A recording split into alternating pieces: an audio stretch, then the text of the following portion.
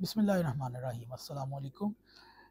आज हमारे पास वही किताब खुतबा नहजुल बलागा सफ़ा नंबर 123 है। साबका वीडियोज़ में हमने उस्मान के कत्ल से मुतल्लिक आयशा का लश्कर इकट्ठा करना और उस्मान इब्न हनैफ का बसरा में गिरफ्तार करके आयशा के लश्कर का हज़ारों लोगों को कत्ल कर देना और फिर हज़रत अली का एक बुलंदोबाला सहाबा व नसार और अहले बैत के लश्कर के साथ बसरा की तरफ आना, आप इसे पिछली वीडियो में देख सकते हैं। आगे वाली वीडियो में हम बताएंगे कि जमल में उतर पड़े और यहाँ हरीफ पड़ाव डाले हुए था, यानी कि हज़रत अली जब जमल में के मैदान में आ गए तो आयशा का लश्कर वहाँ पहले ही था। हज़रत ने सबसे पहले अपने लश्कर में ऐलान फरमाया, देखो कोई किसी पर हाथ ना उठाए, ना लड़ाई में पहल करे। ये फरमाकर फ़ौज मुखालिफ के सामने आए और तलहा और ज़ुबैर से कहा कि तुम आयशा से खुदा और उसके रसूल की कसम देकर पूछो, क्या मैं खून उस्मान से बरीउल ज़िम्मा नहीं हूँ? जो कुछ तुम इनके, यहाँ पर हज़रत अली के अल्फाज देखें, उन्होंने तलहा ज़ुबैर को कहा जाओ आयशा से पूछ के आओ।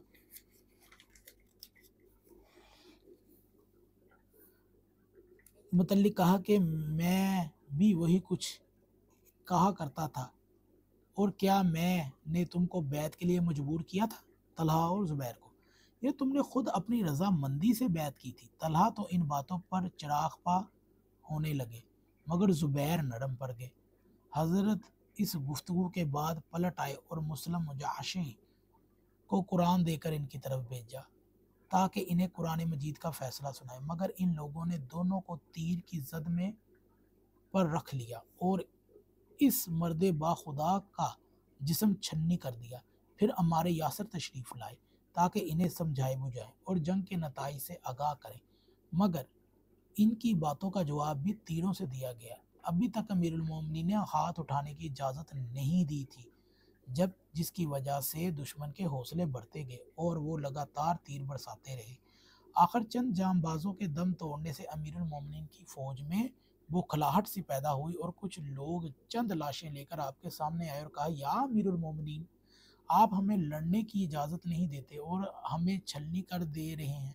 भला कब तक हम अपने सीनों को खामोशी से तीरों का हदफ बनाते रहेंगे और इनकी ज़ियादतों पर हाथ धरे बैठे रहेंगे? इससे ये भी साबित होता है कि ये जमली लश्कर था ना जो आयशा का, इनके अंदर कितना तकब्बुर था और ये किस कदर बुग़्ज़ लेकर हज़रत अली के सामने आए। इस मौका पर हज़रत के तेवर बदले, मगर ज़ब्त व हिल्म से काम लिया और इसी हालत में बेज़रा व सलाख उठकर दुश्मन की फ़ौज के सामने आए और पुकारा कि कहाँ ज़ुबैर, कहाँ है? पहले तो ज़ुबैर सामने आने से हिचकिचाए, मगर जब देखा कि अमीरुल मोमिनीन के पास कोई हथियार नहीं तो वो सामने बढ़कर आए। हज़रत ने, क्यों ए ज़ुबैर, तुम्हें याद है कि रसूलुल्लाह सल्लल्लाहु अलैहि वसल्लम ने कहा था कि ए ज़ुबैर, तुम अली से जंग करोगे, जुल्म और ज़्यादती तुम्हारी तरफ से होगी? ज़ुबैर ने कहा, हाँ फरमाया तो था। तो आपने कहा, फिर क्यों आए हो?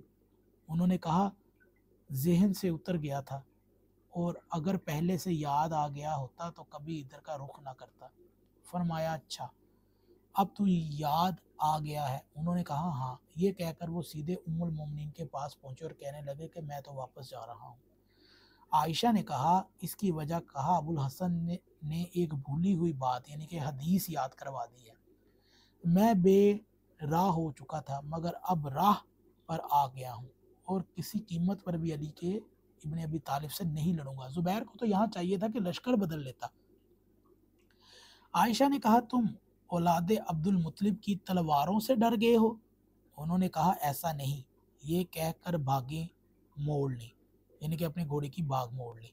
बहर सूरत ये गनीमत है कि अरशाद पैगम्बर का कुछ तो पासो लिहाज किया, वरना मुकामे हवा पर तो रसूलुल्लाह की बात याद आने के बावजूद वक्ती तासुर के अलावा कोई देर पा असर नहीं लिया गया। बहरहाल जब अमीरुल मोमिनीन इस गुफ्तगू के बाद पलट आए तो देखा कि दुश्मनों ने फौज के दाहिने और बाइने हिस्से पर हमला कर दिया है। हज़रत ने देखा तो फरमाया कि बस अब हुज्जत तमाम हो चुकी। तो ये था हज़रत ज़ुबैर का अपना लश्कर छोड़ देना, यानी कि आयशा का लश्कर छोड़ देना। यहाँ पर तो हज़रत ज़ुबैर, ये जो अशरा मुबशरा के साहबी हैं, इन्हें तो चाहिए था कि हज़रत अली के लश्कर में चले जाते, हदीस बयान करने के बावजूद भी। तो ये थी शैतान की इतनी ज़्यादा उनके ऊपर हावी होना कि वो हक जानने के बावजूद भी हक के साथ नहीं खड़े थे। और यही अहले सुन्नत की हालत है कि वो हक जानकर भी हक के साथ नहीं खड़े बल्कि तावीलें करते फिरते हैं। अगर आपको ये वीडियो अच्छी लगे तो ज़रूर शेयर कीजिएगा। आने वाली वीडियो में हम हज़रत अली की हुज्जत तमाम करने के बाद के वाक़यात आपसे शेयर करेंगे।